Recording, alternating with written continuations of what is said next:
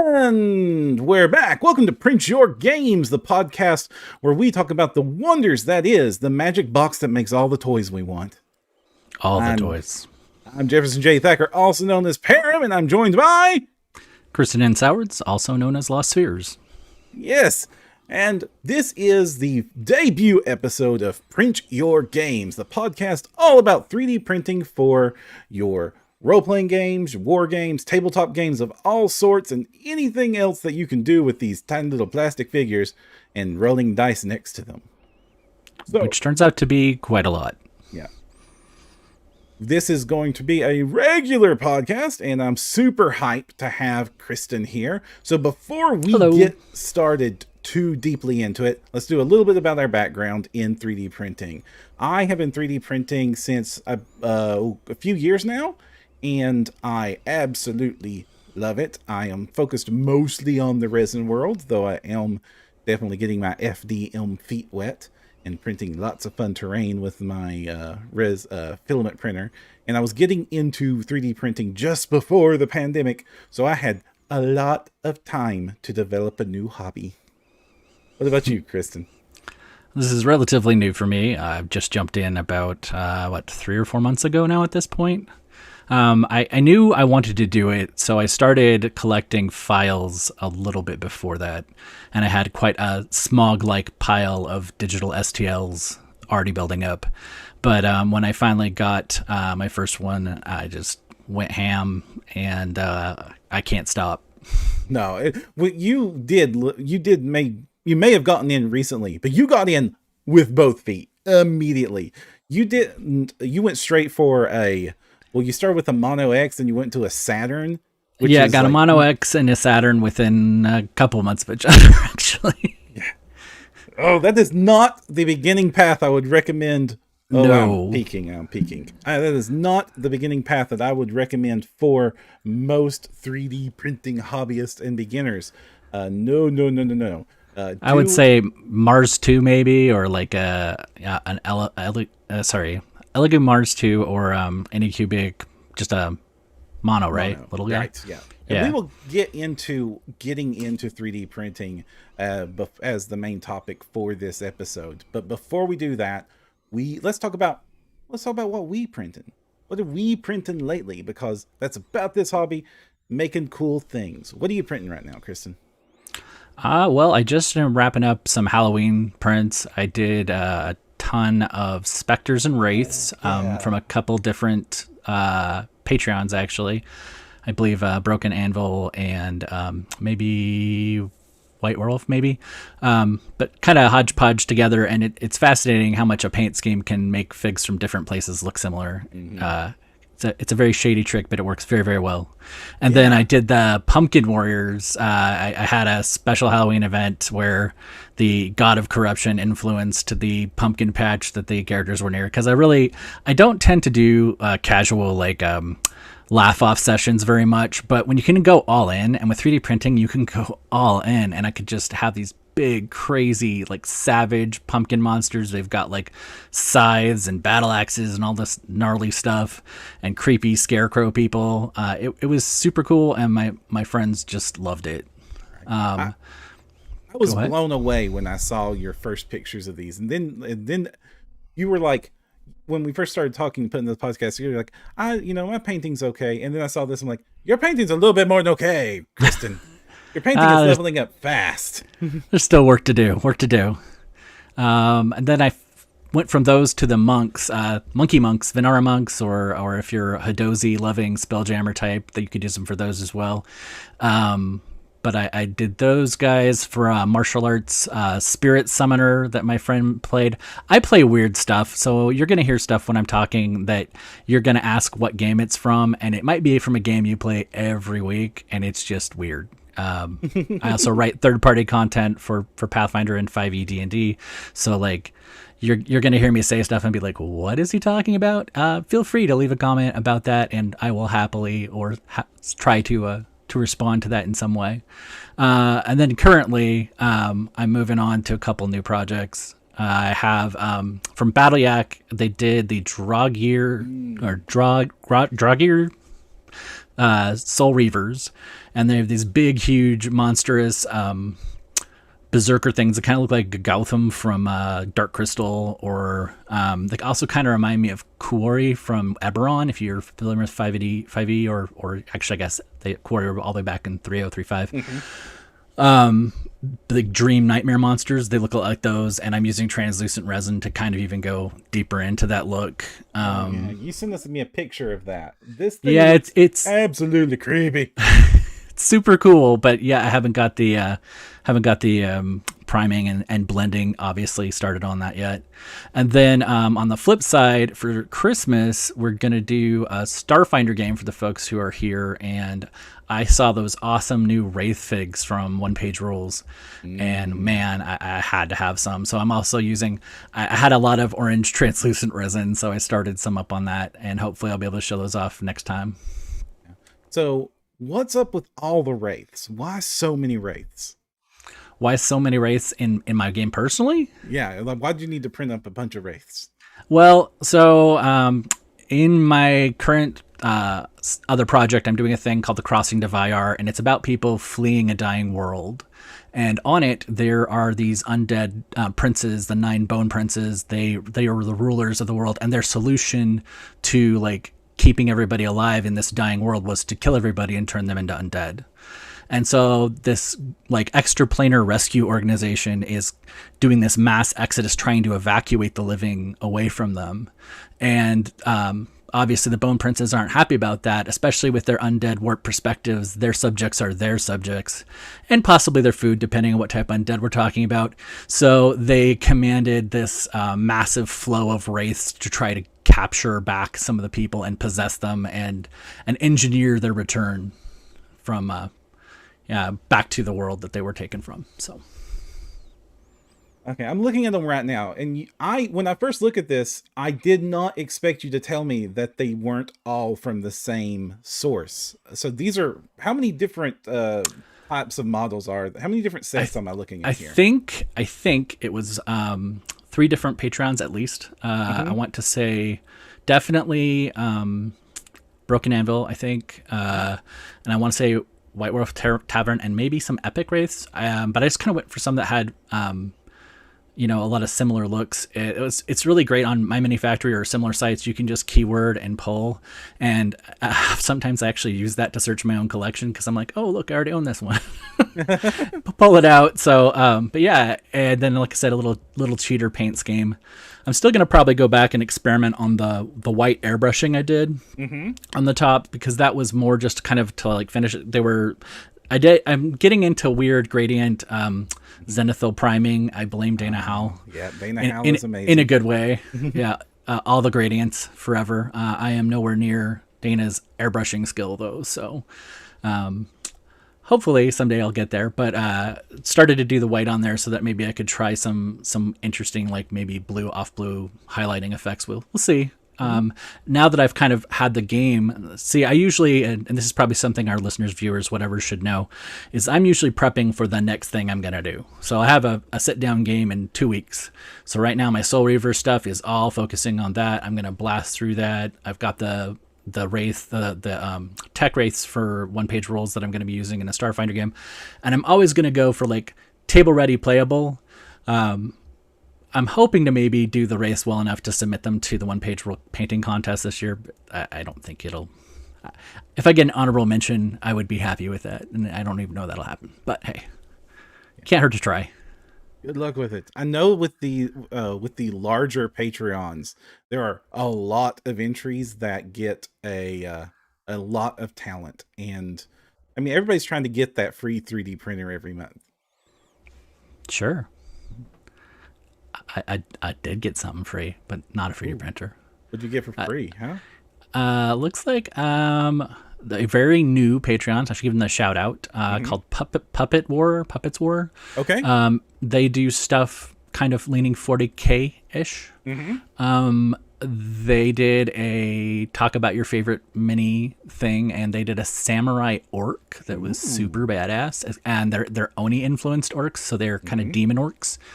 And I just decided which one I thought was cooler, and it looks like, I don't want to jinx it, but it looks like I might be getting a Elegoo curing station. Ooh. Which is the sort of thing, it's a nice to have, Mm-hmm.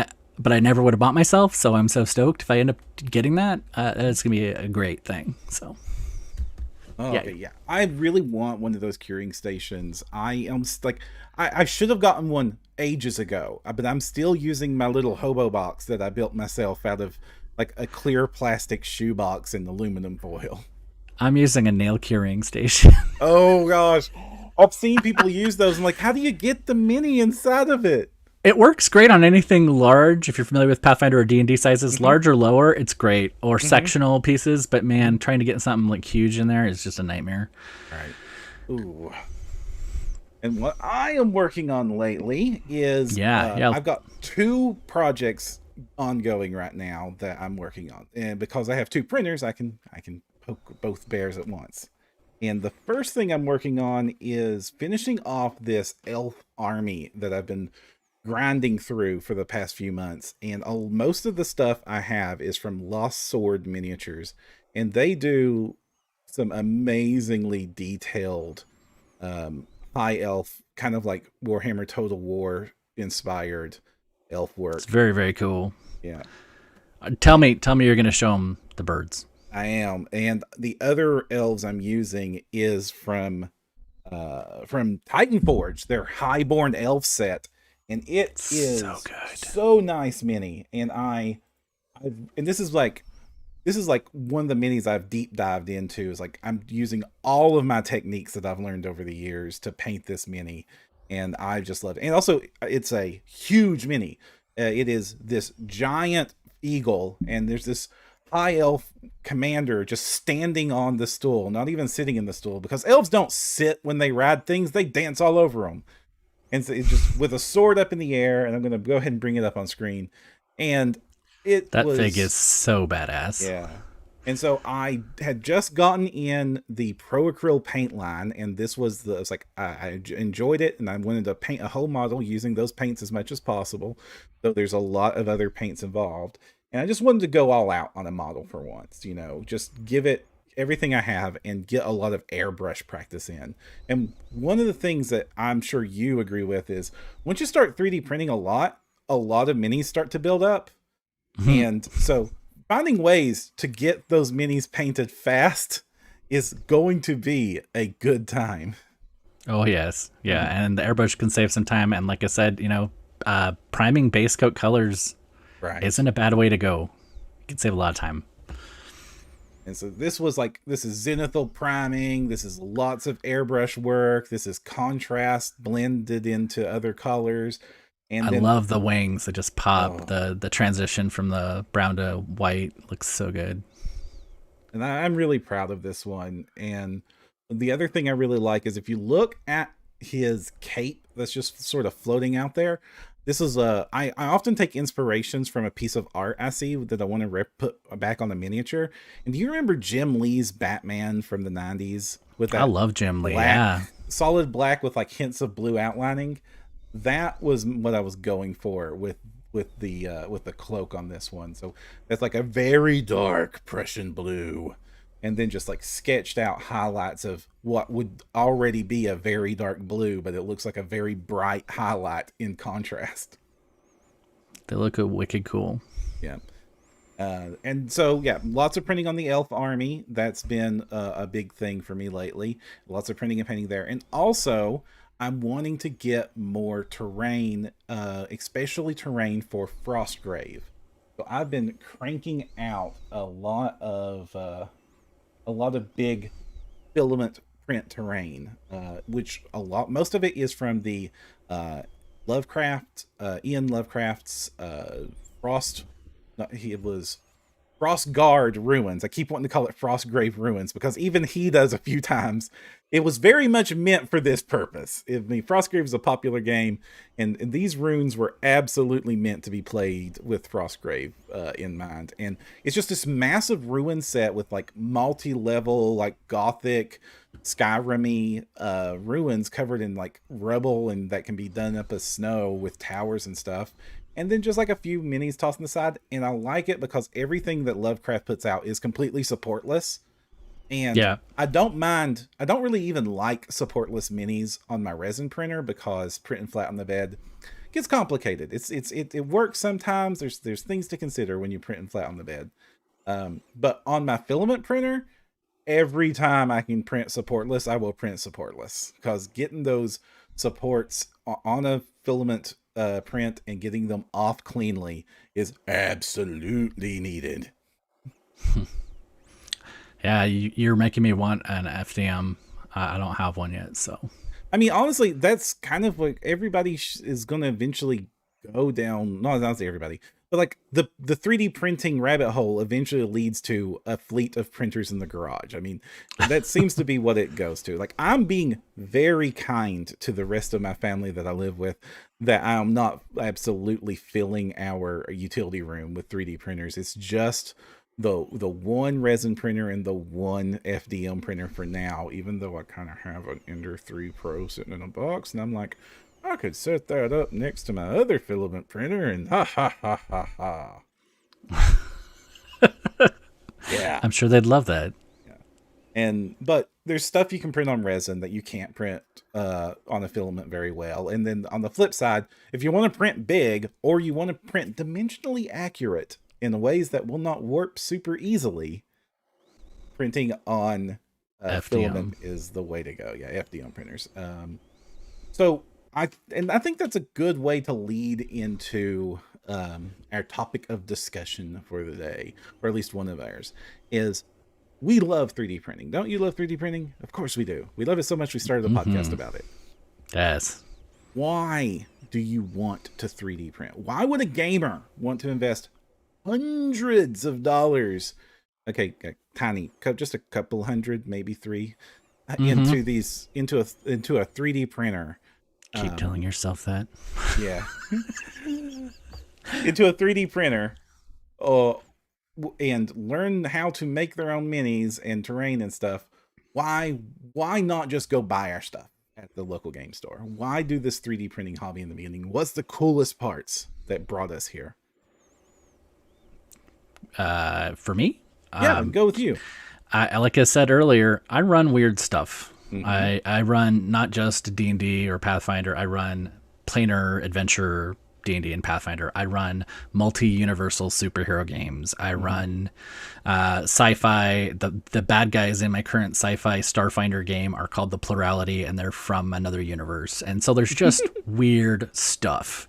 And it's great. Like I will not fault WizKids. They do some incredible stuff, some incredible pre-paints. But if I need 6 of them and I'm trying to pull them out of blind boxes, I am buying way too much of that set. And if I need 6 of them and I'm buying them on eBay while I'm paying the same money, I could probably just buy and print them. Like, especially like if something's like a beholder or something like really cool, unique figs, those will escalate from the initial release dates to like $40-50 very quickly. And if you want to have, a set of those or whatever, those just add up. And for me, if I want to have my weird games with my demons and my angels and my aberrations, and I want to be able to create a whole bunch of those Draugr Soul Reavers, I can do it, and it costs me less than half a bottle of resin. Yes, the initial jump in is a little rough, but it will save you money, especially if you play at all like I do. And it's also a flip side that it starts to inform you. You start buying files and you see a different file and you're like, oh, well, this is in the same bundle, but it wasn't what I wanted. But now I've got like a squad of Alkin, sorry about my mic. These Alkin, that I wasn't even planning on having. I have like an 11-person full class Spectrum thing. And so like I have that. Well, some friends are starting to talk about Strixhaven and wanting to play Alkin and the new Strixhaven D&D setting that's coming out next month. And so it's like, okay, well, now I have figs already for that I didn't even intend to. They were just part of a Patreon I was already getting. How rad is that? So you're hinting at 2 big reasons I'm hearing. You're hinting at availability of stuff that isn't common. That is a big advantage for 3D printing. And not the one that comes to mind, because the one that comes to mind to most people is cost. Will this save me money in my games? And the answer is probably. And I say probably, it's if you need a lot of minis or a little terrain. Honestly, it does not take much terrain No, it does pay not. for that very you can get the Elegoo Neptune, the which I Neptune 2, which I love to pieces, for like $170 right now. That's not much money, and by the time you print off a full set of any of those building Kickstarters, you have well more than paid for that printer if you were compared to if you were to go out and buy that same materials from any retail store. So yeah, will this save you money? Yes, after a threshold, because it's a few $100 buy-in. Then you've got to get the files. Then you got to do. Then you have to actually use the materials. But at that point, when you're printing the one-off figures, those medium-sized humanoids, those infantry-sized wargame minis are like literal like dimes compared to Seriously. and Yeah. if you're a war gamer, this just makes sense instantly. Like if you start playing anything with where you count figures on the table in the hundreds, well, you've paid for the printer by the time you've opened your second box at a retail store. This is just Absolutely. no way. Absolutely. I got for Christmas, some friends last year got me they're trying to cheer me up during the dark times. And gave me some graveyard terrain. Ooh. And I was just looking at the graveyard terrain. I had one box from WizKids and one from Citadel or Warhammer, whatever. And it was the price of a mono right there, just those two boxes. Absolutely, yeah. It gets expensive. Like if you go to Gen Con and walk down the terrain aisle, if you've ever looked at Dwarven Forge and oh my gosh, it's like a big table full of Dwarven Forge, it'll take you a bit to print that on a filament printer. It'll take you a little bit, but it will cost you a tiny bit. It will cost you a very tiny bit. And I play Kings of War. It's one of my favorite games to play. And it's a big mass army battle game. That's what this elf army is for. It's for a bunch of different games. But I need hundreds of these elves on the table. And if, you know, the fact that honestly, my entire elf army probably cost me a bottle and a bit of change of resin. Right. So like $40 total is massive. Yeah. And then I want to go back to your other point, which is the weird stuff. There is so much great niche models out there. If you love fantasy, traditional Western fantasy gaming and that sort of stuff, any given comic book game store is going to have you covered. The WizKids deep cuts, the pre-painted stuff. There is infinite supply in the world for most people to get decent fantasy miniatures. But the second you veer from that, then it becomes infinitely harder. Like just being a Starfinder player in general, I learned to love the pawn sets from Paizo just because where am I going to find weird sci-fi alien stuff without going and buying Warhammer stuff? But there is amazing sci-fi STL creators because it's just about their scale. Like a big company, even like North Star Miniatures, which is publishes miniatures for indie games, it would take a lot of sales to justify their R&D to make those molds to get them out. Whereas just if you want Alkin in 11 classes, like you said, then absolutely can punch that out. And so many. Oh, sorry. I was going to say Red Clay did Loxodons, and I was just like, you know, MTG is a hot thing. It's coming into this play space.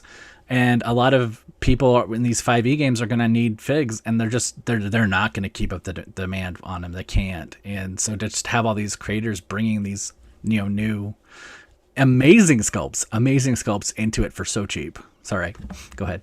I remember when 4th edition launched, and I was running a game store at the time, and Dragonborn was like the poster child. We're adding this Dragonborn race to the game, and there was like maybe 3 Dragonborn minis in the entire world that you could use for the game that actually looked like a Dragonborn and not just a lizard dude. And it's like the price of those minis from the blind box set just shot up. It was like $40 for a common. It was stupid. Right.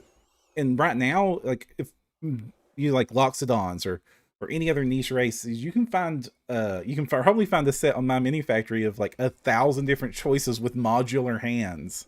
Yep. same thing, like Tabaxi Catfolk, whatever you're calling them, Mm-hmm. Kenku Tengu, whatever you're calling them. Mm-hmm. It just and such good figs, like figs that'll make me consider playing species that I have never even thought about playing before. But I'm like, man, that is a really cool bird person. I want to play a bird person now. Right. And 3D printing also helps you out if you are doing any sort of gaming that doesn't like you can find, if you can't find it, there are ways to make your thing happen.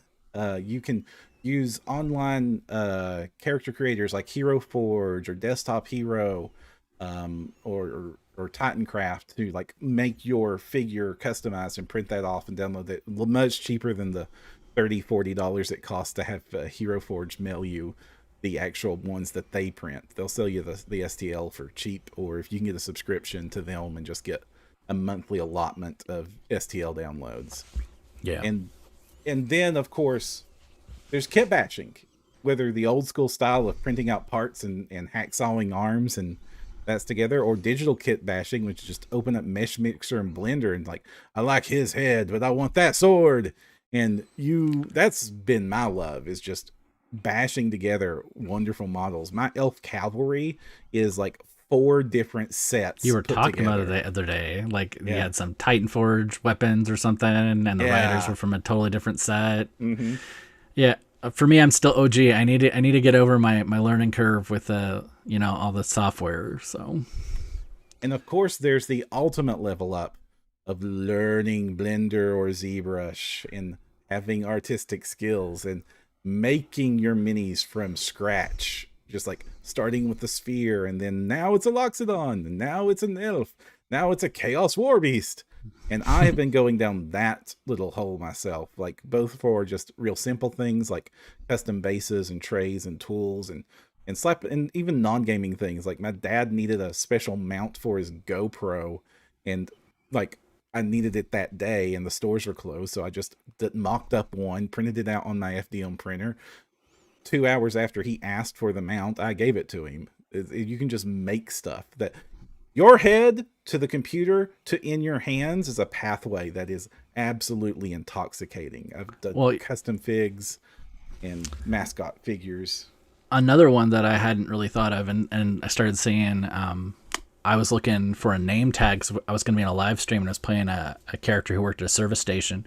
Mm-hmm. And you can go make custom name tags. And then that led me down a whole rabbit hole of props. There's a cool Kickstarter that just ended where you could do rings and wands and all sorts of things. Mm-hmm. If you wanted to like have a physical thing to give a player. There are people who really get into that, and it could really like get them engaged in your game. So, and Thingiverse is flooded with cool gaming accessories, from like dice towers that collapse down into like will fit into your pocket, to really wicked cool GM screens and whatever custom tally, character sheet markers, spell trackers. And some of the stuff on Kickstarter is also equally cool. Like there's this set of like dice thrones that, like, not for me, but I saw a really convincing argument where there was just a set of thrones that you could set in front of your character sheet that looked like cool arcane pillars and held a single D6 in them. Yeah. And that was how you could track your spell slots. And I have like, points calculators for like Warhammer and 40K that I can use that just look real cool and painted up, and just the stuff eventually just looks like, the quality of these minis and these terrain is like, you could easily just go out in the store and not find anything better. And I would like to levy a challenge if there's any creators watching us right now, though. What is that? I want more flight bases. Cool, decorative flight bases. I am always stunned. That and spell effects. Mm-hmm. There is a market there, people. Flight bases and spell effects. There's some out there, but there could be a lot more. There's my challenge.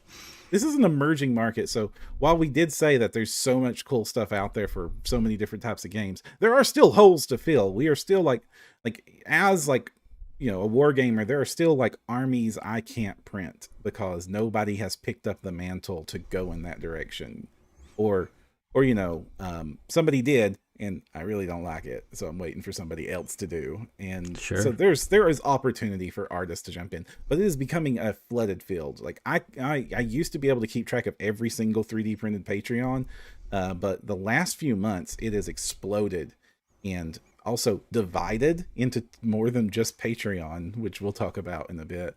And that has been so hard to keep track of. There's hundreds of them now, and each of them having like their own tiny niche, or at least I'm thinking like the most of the successful ones, like Twin Goddess, who just does these amazing, like you only get like 6 figures from Twin Goddess Patreon, but every single one of them is going to be amazingly dynamic and completely original. There was a Centaur Pizza Girl.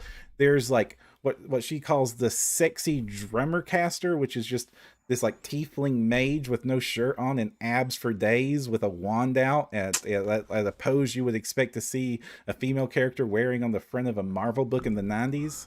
Right. I think he was in mummy wrappings, and not very many of them for Halloween. Oh yeah. And I like for Halloween they took their succubus and put her in the cutest like giant pajamas.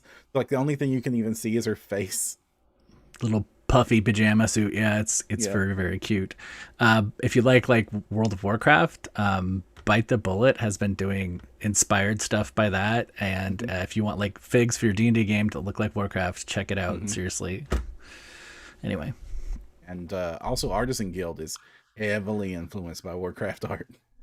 True. I stepped away from 1 month, but the snakes brought me back. Oh, you like the snakes? I do. I love the snakes. Love the snakes. But we have a player in my game in my game group that is deathly afraid of snakes. So much so. I've told this on No Direction before, but so much so that we have adopted the bear mod strategy. You know what a bear mod is, right? Why don't you tell me? I'm not sure. Okay. A bear mod is a game mods that became popular for people that a lot of people have arachnophobia. And playing through fantasy games is really hard for people with arachnophobia because giant spiders are everywhere. People love giant spiders as monsters. And I can see, especially Skyrim VR, that would freak you out. So people have made mods for various games that replace the spiders with bears or other options, but bears is really popular. So there's a Skyrim mod called Bear Mod, which you can download if you have arachnophobia, and it just all the spiders become bears. So we did the same thing in Pathfinder. We didn't change the stats for any of the snake monsters or snakes. We just reskinned them as bears that we call long bears. And now a mythology has developed that they're like wiener dogs, but bears on both ends. But they're still That's poisonous. Adorable. Very, very adorable. This makes me, I really want to make some long bear miniatures for my game table now. You can go to Pathfinder Infinite and make them Galarian canon, right? Ooh. Absolutely make long bears of Galarian. Yeah. So like, so a Galarian in my universe is just absolutely flooded with tiny little wiener bears that are poisonous and ambush you constantly. And not to mention the Yonti abominations, which is just a conglomeration of bears with a giant bear head and fingers that are all bears. That's adorable and horrifying. Yeah. And because I have a 3D printer, I could make that actually happen in my game. Because of my experience with No Direction, seeing Vanessa Hoskins playing Biddle. I love Biddle. These are all stuffed bears in my head, just so you're aware. Oh, that's even better. They're little floppy teddy bear snakes. There is an entire Imperial Guard, Warhammer 40k Imperial Guard, or Astra Militarum in GW speak, that somebody has made a 3D print where they're all teddy bears. And like really? the Ogren are just like really big teddy bears. And so like they have like the vehicles, the weapons teams, everything, just teddy bears with Cadian helmets on. Nice. It is wonderful. I really kind of want to do it, but I know that my 40k players around me would hate me for doing that. Yeah, 40k players around here are strictly... We have a Warhammer store. Like, I could almost throw a rock and hit it. Uh-huh. And so, like, everybody's, like, super hardcore, like, representative figs, official product only. I'm like, but I can 3D print a Tyranid army in, like, a month. A good one. Yep. But nope. Nope, they don't want me to do it. Sad panda. Snake. Panda snake. So what are some other reasons you would want a 3D print? Oh, wow. Let's see. I mean, you talked about tokens and gaming aids. I love privateer press stuff. And I don't know if you've ever seen those little baggies with all the condition markers and things like that. But they can add up, especially if you want different colors. And that there's something right there. Material, like you can do some crazy stuff with materials. I am obsessed with translucents to the point where it's probably obnoxious. But back in the day, speaking of things that were ridiculously expensive, I want to say they were called Solani or Sultani. I think they're Solani. It was a Mage Knight when it came out. They were trying to do something to differentiate those figs from anything at the time, and that was the first time I believe WizKids did a transparent cast fig, and I was hooked. I wanted those. I hunted those down at fig swaps and anything I do to get my hands on them, and now I can print as many as I want. Right. You'll be proud of me. I usually just print in gray, and my filaments are all gray, and the reason is because I paint everything. That's the goal. So it all looks the same once you put a layer of black primer on it. Absolutely. Yeah. But the translucent stuff you can't do that with. In fact, finding out ways to preserve that translucency is good. But I finally broken down and ordered a bottle of mint green. Oh, I'm proud of you. Yeah. You're not going to be proud of the reason, but I did it. So What's I the did reason? it because I'm starting to use Tenacious. For those of you who don't know, you can print with the different materials. You can print in both for filament and for resin. There's different types of resins and different types of filaments that give them different properties. You can print resin that will eventually make the same sort of material that a bouncy ball is made out of. So you could technically make like an ogre that you could throw on the ground and it would bounce up to the ceiling if you wanted to. That resin's really expensive, but it exists. You can 3D print like so many materials, but by default, most 3D printed resins and most resin figures in general are fragile things. Brittle. Yeah, like you can play with them, but a drop from table height usually means that something's gone. And we are still mourning our Dragon Rider. She was shattered to itty bitty pieces. And that's it. Resin doesn't do clean breaks. It does shatters and ejects those pieces with much force in directions that you will never find them again. You could look straight at a model hitting the floor, gone in 500 different directions. Good luck. And because of that, there is Tenacious. Ceratec makes Tenacious, which you can mix with you can print with it if you want, but you can mix with other resins to make them more durable. And I have begun to do that with all my resins because the additional cost of it, Tenacious costs like $100 a bottle. Ooh. Yeah. But you mix it 10 to 1 with normal resin. So that bottle's going to convert into 10 bottles for me. Sure. Okay. So now I want to be able to tell at a glance which ones I printed in Tenacious. So that's why there's mint green in the house. So you're going to do mint green and Tenacious, and that's going to be what you can tell? Well, I will know that if I printed it in mint green, it was a Tenacious print. And so it is durable. Yeah. Okay. That makes sense. And then eventually they all get painted. You know the models I hate the most in resin that I dread, even though I've printed 1,000 of them? What? Spears. Long freaking spears. They snap off just by breathing on them. They can warp too.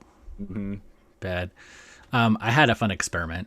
I was down to the end of that translucent orange, which was a water soluble, which was really nice for cleanup. But I actually was like, well, do I take it out, do the whole tank clean and everything? And I'd already kind of snuck the resin. I had to sneak the printer inside. It's getting too cold here to use it in the garage anymore. And so I had it in the garage, back inside, and I was like, well, I can go through the whole tank swap out, or I could just try mixing in this black with it. And I was like, this could be so bad. But it worked. It worked just fine. And actually I'm finding is it 409 NM, whatever. Most of those resins can intermix pretty well, and I was surprised that the water soluble and the non-water soluble did just fine. And it's got a tiny translucence to the black on the edges, but really, details crisp, everything looks good. So as long as we paint up good, I'm very happy with that, and it was a happy accident. So, but when you do mix the water soluble with something else, it is no longer water washable. Oh yeah, absolutely not. Yes, don't think that I'm telling anybody that. No, this was you can be lazy and it works. That was the information I was giving. Oh, like water washable resin, I do not recommend it to anybody, because it's wonderful that this exists in the world, because when you wash your resin prints, you have to wash it with alcohol or mean green or some cleaner that can handle resin, and acetone and alcohol are the two most common choices there. And like LA's Totally Awesome and mean green and purple power and all that'll work too. I recommend getting methylated spirits or denatured alcohol, which you can get at the hardware store by the gallon for cheap. That's what I use personally, and it doesn't smell as bad as rubbing alcohol, which is what a lot of people default to. Guilty. Yep. But with water washable, you can wash it with water, which is great. But it's so much more fragile than normal resin. But to get that water washable, and also you will see on the support groups, or I call them the support groups because it's all about you needed more supports on that model, and that's why it broke. Pretty much, yep. Where they'll post big, chunky model, it exploded from the inside because they used water washable. That'll happen to some normal minis if you didn't put drainage holes and stuff like that, but it takes forever. But water washable just explodes on hollow minis or big minis, and they don't last very long. And could you imagine spending hours painting like a really awesome freaking dragon into it just like crack in half a week later? Not so cool. Mm-mm. What's your experience with water washable? Actually, all those monks I did were water washable, and they turned out okay. I had a teeny bit of warping on staffs. That like the dimensions didn't quite line up right. Like it was a beast. There were some really cool Dragon Trapper's Lodge, I think kind of ape looking dudes, and their swords they weren't the right length. Like there was just warping, and I think it was because of that. I did a y-axis reverse on one of them, so maybe it was something distorted when I did that, but the other one also had problems, so I don't think it was. Well, resin warps, especially before it cures completely. It's just a matter of the beast. Trying to print perfect bases in resin is a skill unto its own. Yes, that is true. I have learned to accept little prickly marks on the bottoms of them with lots of supports because no one looks at them and they come off and warp less, I find. So my favorite way to do a base is to support it like you're going to support dice, which is to the very edge of the base. You just basically put support, basically kissing each other all the way around the bottom half of the base, and then a bunch in the middle. And it will print with a perfect rent. Yeah. Nice. All right. Let's move on to the news. So we have a few big news-ish things happening in the world of 3D printing right now. And the biggest one is probably, like we hinted at earlier, we're not all on Patreon anymore. There's a lot. My Mini Factory has started Tribes, which is their own version of a subscription service. So technically in beta. And they are enticing as many of the creators as possible over to there. There's some that are Tribes exclusives. Yep. And there's some that are not on Tribes yet and they're staying on Patreon. And it is splintering the market. The market is no longer just housed on Patreon and Patreon only. Tribes exist. And for a lot of us, we're really familiar with My Mini Factory because most of the Patreon subscriptions fulfill through My Mini Factory, at least at the end of the month. So we're used to going there. But what is your thoughts now that we've had Tribes for a little bit? Okay. So we're talking tribes versus Patreon, or just in general? Just in general. How's your experience with tribes? Well, tribes is very functional. And I say that in a very literal sense. If you're a technical person and you're good at being technical, and I suspect this goes for the back end too, because the tribes, for instance, they have to manage how those files get uploaded to us. And I am not certain that that is a easy system, because the quirks that I see, a lot of these people are artists and who are very good at technical design programs, but not all of them are necessarily great at like running a shop keeping software or whatever. And I think when they're uploading stuff, like you're supposed to get all the things that you might have got at another service like Patreon, and you get just the supported ones or just the unsupported ones, or they miss a whole category of stuff that, like, the terrain pieces. And so there's a little bit of chasing tail going on over there. That's a little frustrating. Mm-hmm. But it is a good time. However, if you're looking for cost effectiveness, you got a ton of people doing incentivization of signups, so you're seeing discounts that are really great. A lot of people are also offering exclusives like alternate sculpts on their only or extended welcome packages, because a lot of them had to redo their welcome packages anyway when they started the tribes, so they're adding new stuff to it and freshening it up. The community experience, because that is not the first and foremost thing. My Mini Factory is a lovely website. I love it and adore it, and I don't ever take it away from me. But it is not a social media setup, right? It is not pretty. It is not clean. There's so much going on, like say at the top banner of every web page, you could probably show one, that is taking away real estate from your tribe's interface. You kind of have to like shove everything up or resize your window or whatever it is to get down to that. And then the community update panel, which theoretically should be very similar to Patreon, just doesn't feel the same. It's even got like the same breakdowns, because they'll usually be like your early adoption, your standard, maybe a merchant license, maybe some other levels depending on the tribe. And that should be really similar to Patreon, but then you have your feed under that. But it feels like that feed to me is just jammed so far down. Like, I would really like it to refresh the whole page or something. I don't know. But it is not as comfortable, maybe is a good word. Diving into that, say Patreon, I'm sorry to keep jumping back to comparison, but to have that kind of, so that's bad. Yeah. And so the feed, isn't quite there. And then the other thing that's fascinating to me, and it might just be the way the email software in My Mini Factory works, when you get a preview email of, hey, your tribe has new content, you get a single line of web text. Go to this link, do the thing. It doesn't say what it is. It doesn't tell me if I have new files. There's a separate email for that, but it's just a link saying there's an update, and then you have to crawl into that. And if you're on your phone or whatever, like other services, I open my email from those services. I have a full preview panel. I have all my graphics. I know exactly what the update's about. And I go to that page if there's an actionable poll or some other thing to interact with. Generally speaking, though, if it's just like, hey, we fixed the support wing on, the supports on the Dragon Wings part 6 and 7, I don't need, to go and look at that.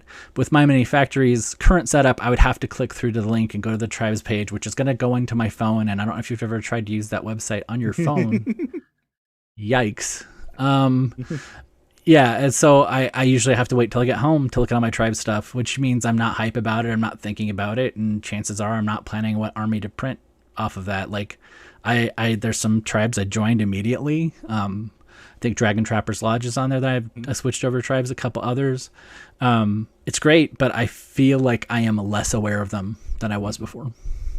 Yeah, there was Patreon definitely kept us aware, because just one giant feed with all our stuff mixed in was wonderful.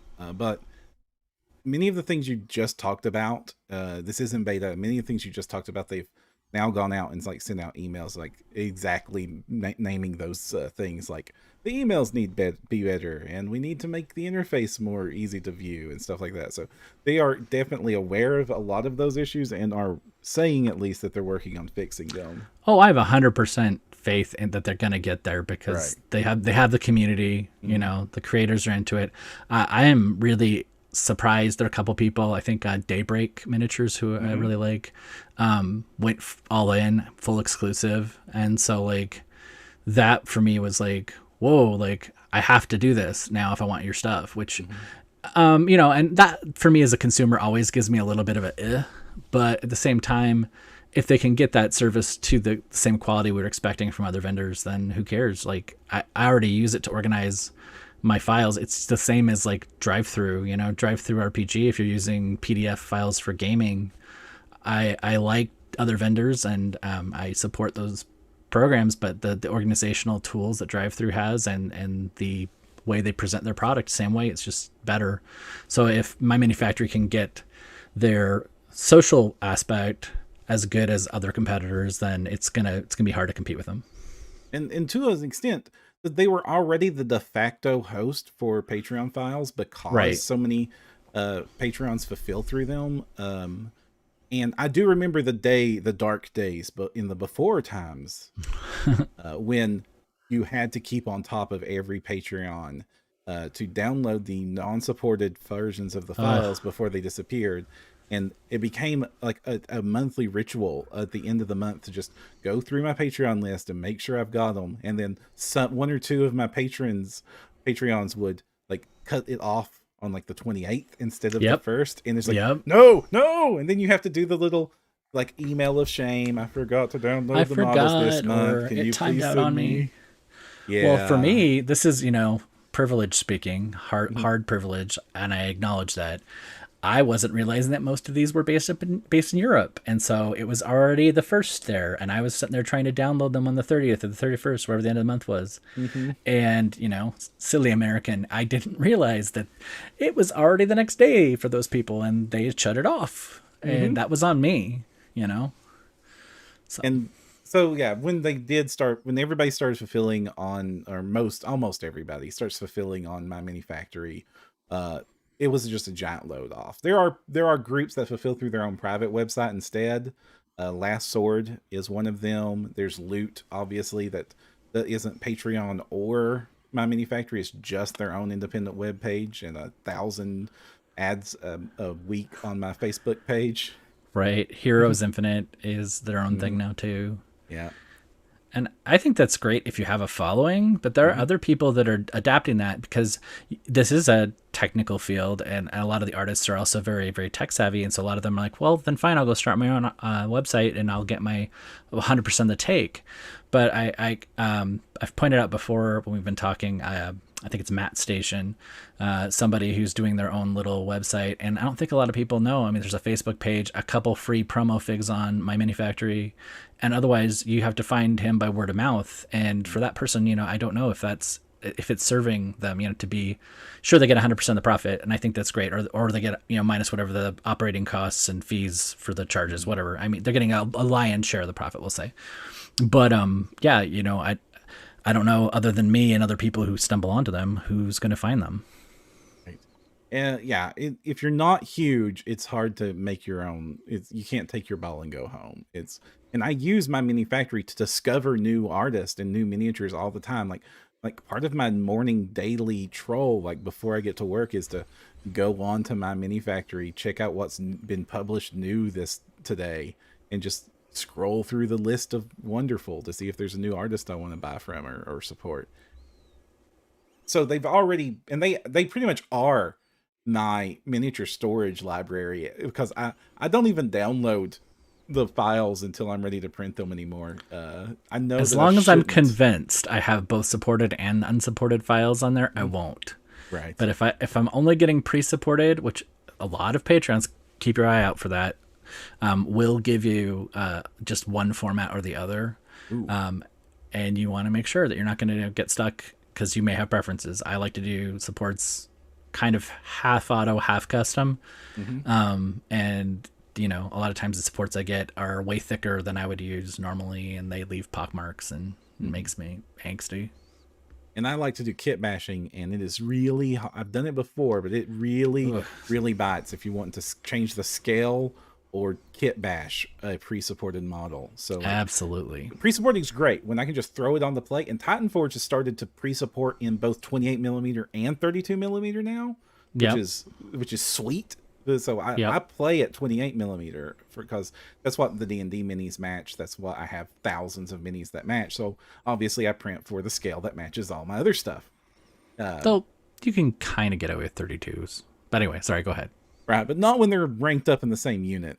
There's just like Fair. Okay. Greg's 9 foot tall.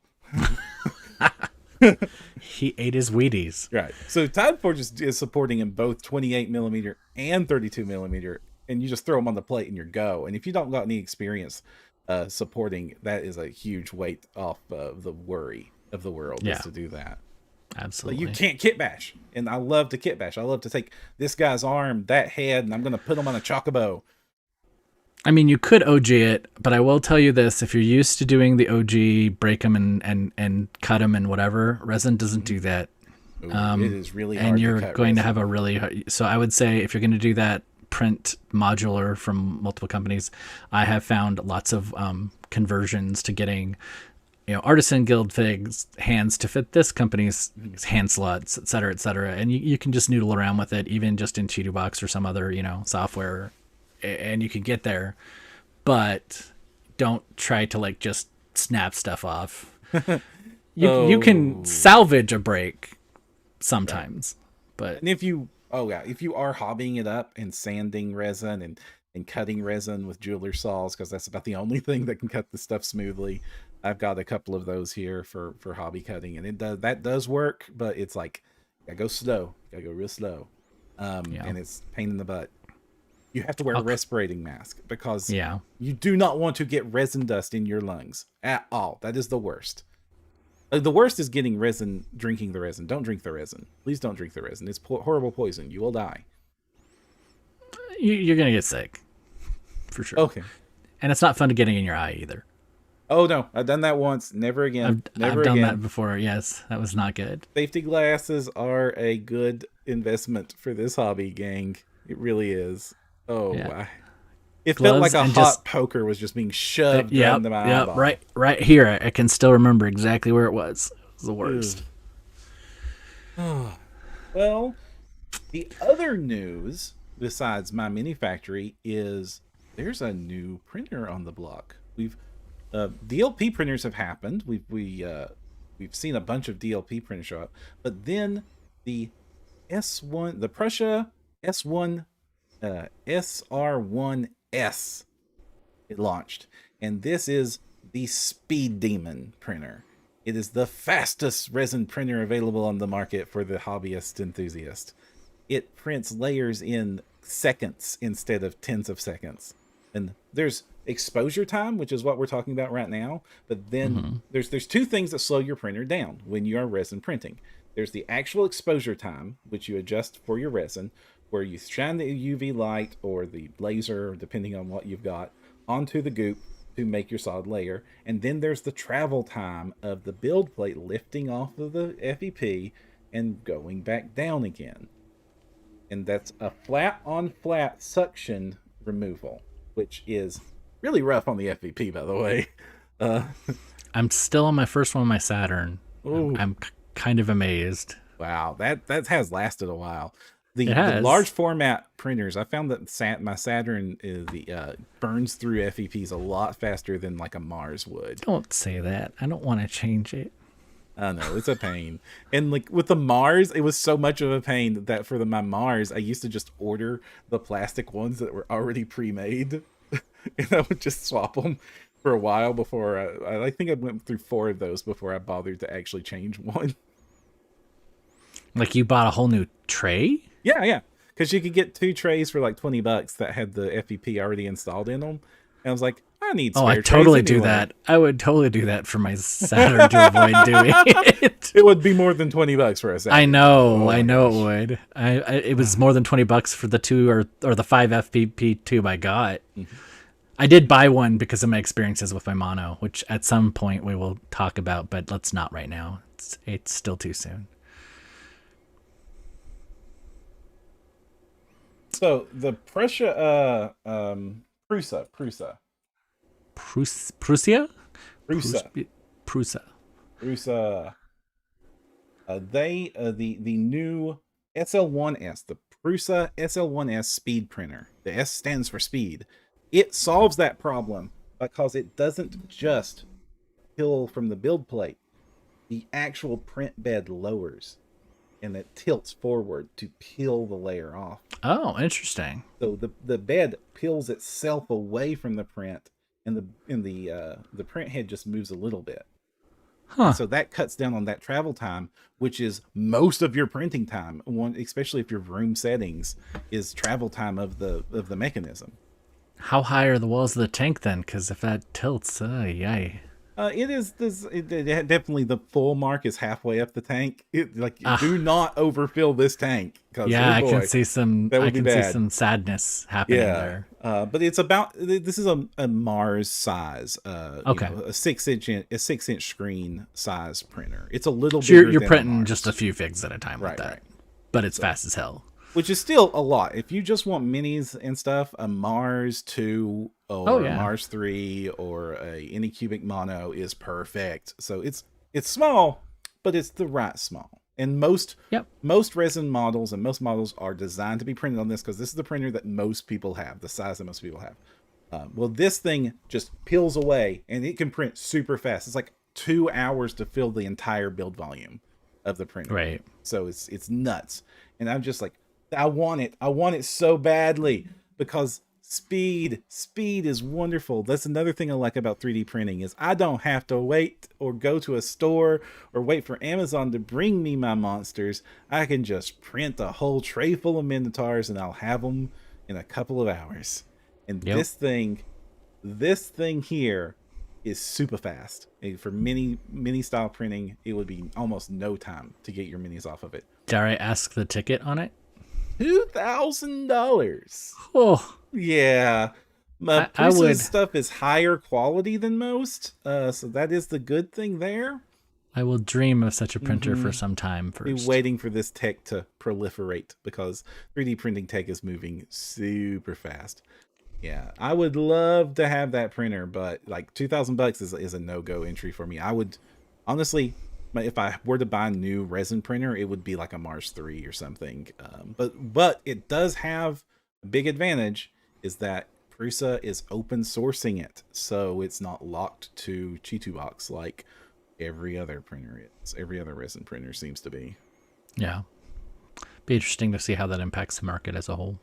Yeah, I will see. Like we still haven't seen. They say they're going to develop a SDK so that other slicers can print their printers, and we'll see when that happens, if that happens, what that means. So I guess we're just waiting, but that is definitely at this point in time in history, it is being an open source printer is a good thing. Absolutely. Yep. And any other news? Well, we've got a couple Kickstarters that are in progress. Actually, I guess one of them technically is a My Mini Factory campaign, I think. Let's start with that one. That is Terrain Essentials. I believe that's from Cast and Play. It is a massive collection of terrain for role-playing and wargaming. Huge value on it. I have only recently ever interrupted Cast and Play's subscription because they do so much cool terrain. And only then because it was something I had tons of, but I keep going back to them. I've been a patron for several months, and this just looks like more of their really high quality terrain. Lots and lots of variability. Huge value. Again, one of the things we're talking about, yes, there's storage concerns, but until you need it, you don't have to print it. So you don't have that concern immediately, which is kind of nice. Just have all those cool options and just print things as you need it when you go. But it looks great. I haven't pulled the trigger yet, but I'm really wanting to pull the trigger on this one. If this was $80, I'd have already pulled the trigger, but it's like $120, and like even then they had like a $99, and it was just not a great time. I had some unexpected medical expenses, and I'm like, I need to see how this month rides out before I know if I can blow $100 on cool trees. They are really cool trees. They are really cool trees, though. Yeah. Instant Play has this cartoonish, exaggerated style that works really great with terrain. It's like they would be the perfect artist if for theme parks. Like Sure. they make Disney World style stuff. Yep. And they also do a lot of, I want to say, is it Open Lock or Dragon Lock compatible tiles and Open stuff? Lock. Yeah. But So, Open Lock and Dragon Lock are cross compatible with an adapter that you can download. yeah, massively the physical terrain is massive. Sorry, I shouldn't say that. The constructed terrain, the dungeon terrain, whatever you want to call it, that stuff's all interconnected to a whole bunch of different stuff. I would definitely check that out. And then, speaking of checking things out, you have probably 40 hours if you're watching this live to check out Asgard Rising, which is a separate thing that is on Kickstarter. And that is decorative bases that are really super cool. These look so cool. I am terrible at basing. I will just own that right up front. And the idea of having really cool bases like this just good to go is highly appealing to me. And it's what we would say 39, 30, 39. Like even super cheap. Even if you are the strictest, Warhammer 40K has to be legit Warhammer 40K player. Like it has to be the Phobos librarian with the exact power sword I put on his stat block. Right. 3D printing really cool bases, still a great idea. Yeah. Very cool, and just continuously level up stuff. I love them. I will say on one negative with them, it's sometimes challenging to make your army, if you're doing an army game, look consistent unless you're willing to repeat some of those bases. So yeah, I found that that's not a problem. What I find that helps there, even I rank up a ton of models. What I find helps there is just rotating the base, because models are usually looked facing forward, and just rotating the base does a big deal for making the same 5 bases look different. You might notice my pumpkin monsters are straddling the same pumpkin fence, several of them, because it was the coolest base, but like how many times could I turn it exactly? And even if you're doing your own bases like I did with my elf army here, it's like, it's just the same repeat of grass tufts and rocks and stuff. It's no more unique. This is just, I'm standing on basing grit and grass, and actually this is base ready mix from Luke's APS. It's great stuff, love it, base in a hurry. But they don't look any more unique just because I did it homemade, unless I'm getting into like real crafty and like I'm snipping 10 snips and pulling apart a Game Boy to get the tech board to put my Cybermancer on. It's hard to have a really unique base on army games. Yeah, especially when like Cyberforge has like a whole downloadable set of chip painted like minis that are just good to go. Ooh, yeah, good to go. Oh, sci-fi. So much good sci-fi stuff out there, and it's making me want to run sci-fi more and more, which I haven't done as much for the last few years. So when Starfinder first came out, I was just like all in on Starfinder and wanting to run sci-fi games, and it was so hard to find anything to go with it. And now I'm spoiled for riches, because I've been a Cyberforge customer since day one, so I have the full range, and there's so many cool minis I want to print and run games with, and I just got the games. I'm playing a Stargrave. I'm trying to get a Stargrave crew together to start doing that, and that would make me use a lot of the sci-fi stuff. And Stargrave is one of the miniature agnostics games, so it's perfectly legal to take your 3D printed miniatures to a tournament and play Stargrave with them. Yeah. Do they run a lot of Stargrave organized play? There's not an organized play program, but most conventions are going to have. Well, I say this for Frostgrave because Stargrave came out in the middle of COVID. So there's not a ton of examples to see how it's going to shake out during the dark times. Yeah.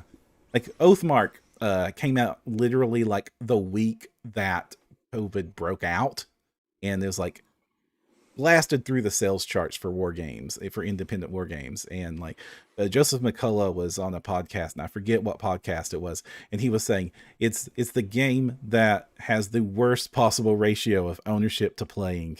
And that was like 3 months into COVID. It's like My game sold incredibly well, and nobody's playing it because nobody can play war games. I thought that was Kingdom Death. Oh no, no! You see, you have to be able to buy Kingdom Death, and you can't buy Kingdom Death at all. Period. I'm convinced it's a myth. I've been offered to buy a box before, but I still think it's a myth. Yeah, that was one of those moments of ignorance because I walked by it at Gen Con, like when it was still right there. Right, and you can just grab a box and give them $300. Yeah, there was that problem too. Yeah, but hey. I might have that price wrong, by the way. It might have been more. it was not less. All right, I think that's it for news. That is it. And that is it for our show as well. We have run past our time. So if you do want to support the show, please do like, comment, subscribe, whatever works for you, and leave us a review on iTunes for those of you listening to this in audio format. If you want any questions, you can get them into us at podcast@printyourgames.com. I look forward to having those questions. Of course, we also do this live in front of a live audience. And so you could, come on when we do the show, which is going to be Tuesdays evenings, and, live chat with us while we're doing the podcast. We really, really want those questions to come on in. Absolutely. Look Kristen, forward to hearing from y'all. Where can they follow you and what you're doing? Right now, you can follow me at Lost Spheres Publishing, Lost Spheres Publishing on Facebook, lostspherespublishing.com, Lost Spheres, that's Lost_Spheres, I think on Twitter. But just Google Lost Spheres, you'll probably run into me. All right. And if you want to find me, you can find me over at jthacker, JAYTHACKER on Twitter, or you can find me over at NoDirectionPodcast.com, which is where all my other podcasts are. As part of the No Direction Podcast Network, where I do a lot of stuff over there. And if you like our dulcet tones, if you like my dulcet tones specifically, head over that way. Are you on any podcasts right now, Kristen? I am not, but there is something coming soon. News to be heard soon. Yes, news to be heard. Whether or not that becomes a podcast, I do not know. I am still learning all this stuff, so bear with me and be kind. And so remember, when your wallet's empty and you can't find it on the shelf, you can still print your games. See you next time.